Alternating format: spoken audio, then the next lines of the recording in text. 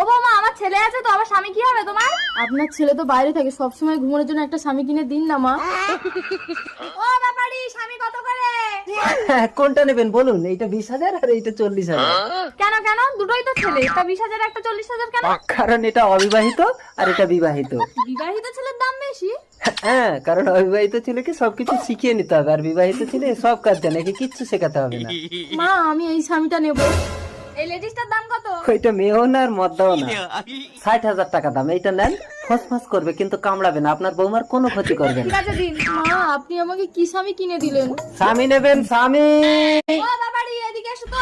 কি হয়েছে, আপনার এটা লাগবে নাকি? না না, আমার লাগবে না। তুমি আমার বৌমাকে কি স্বামী দিয়েছো? বললে ফসফস করবে, কামড়াবে না, কিন্তু আমার বৌমার একই অবস্থা করেছে। আরে ওটাকে আপনি বৌমার বিছানায় কেন শুতে দিয়েছেন? আপনি তো আপনার বিছানায় নিয়ে শুতে পারতেন।